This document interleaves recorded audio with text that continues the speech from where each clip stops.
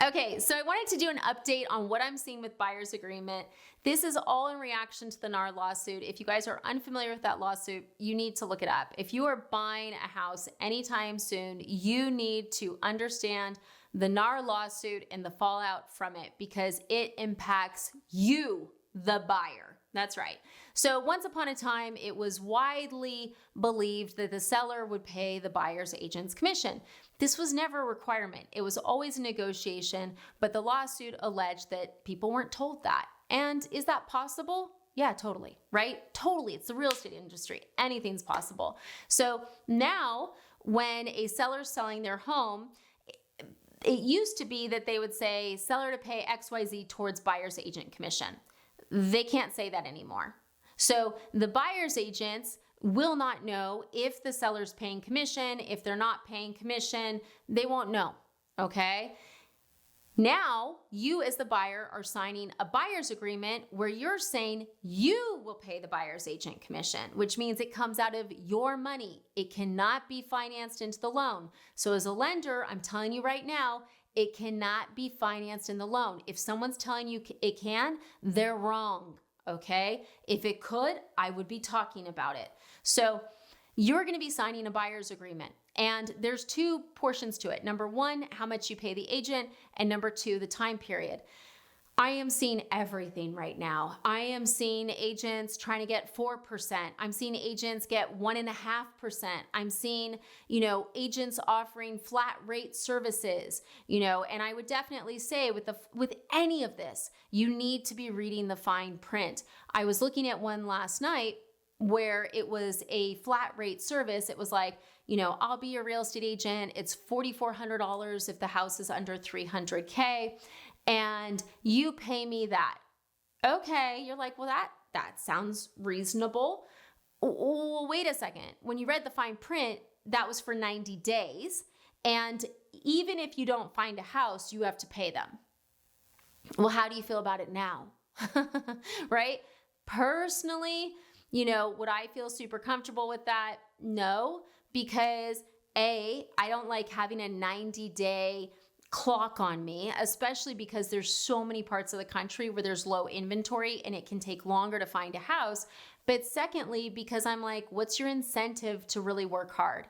And I know that sounds messed up, but seriously, what is their incentive to really work hard? And it's like, oh, because they want a good reputation. Yeah, that's a good reason to work hard, but I don't know, unless this person has a ton of sales, a lot of experience, and they didn't, and that's what you guys need to watch out for is we're going to see, a lot of disruption in the space, which I think is good. Disruption's always good. The mortgage industry, we get disrupted every week and we're just like, what next? Come for us. And it's fine. And it makes it better. And you're going to see that with real estate. But as a buyer, what you really need to be aware of is if you're going to use a real estate agent to help you, you want to get the best negotiator you can. Because if you can't afford to pay their commission or if you don't want to, right? You may have the money, but you may be like, I need that money. That's my savings, right? You're going to need the agent to be comfortable negotiating in the contract for their commission. Okay. And that's what I'm hearing from a lot of agents. I was talking to an agent that I really respect. She's very conservative, nice agent. And she's like, look, I already know on every single offer, I'm going to have to negotiate my commission with the seller, right? They're going to agree with the buyer, and I'm using this as an example. This is an example. This is not what it should or shouldn't be. Everything's a negotiation. She's like, 2.5% is what I want my commission to be. And I know on every offer, I'm going to have to write seller to pay agent commission of 2.5% if the buyer doesn't want to pay me. The seller may or may not accept the offer, right? But the bottom line is this: if you're a buyer who can't afford to pay the commission or you don't want to, which I understand, the agent has to be comfortable negotiating. So that's going to be one of the questions that you ask. And you need to have these really awkward, that's the thing. No one is looking forward to these buyer agreement talks. And it's because, the agent's basically going to be saying, hey, you should pay me this.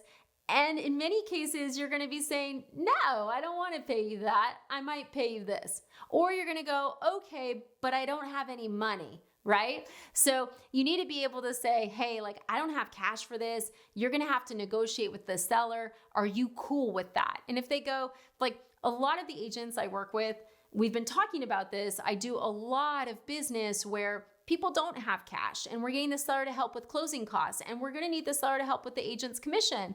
And I'm like, are you ready for this? They're like, yeah, it's just another negotiation. No big deal, right? Whereas I'll talk to other agents where they're like, well, buyers are going to have to pay. They're going to have to figure it out. And I'm like, that's not that, like, yes, they're going to have to figure out a money pot. I would like one too. Can I have a free money pot of magic? Like what?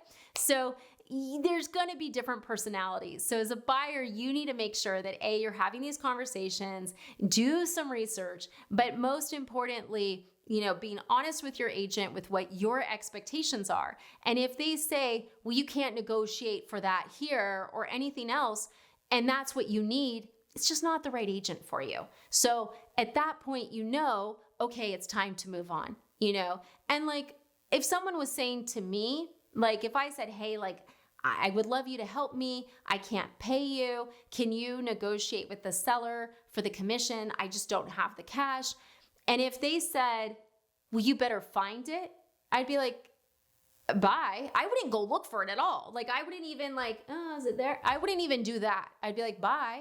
Right. And one of my fears is I can feel like, I know there's going to be some just jerks that are going to be like, well, do you have a retirement account? You can liquidate that. Please don't liquidate your retirement for this. Please don't.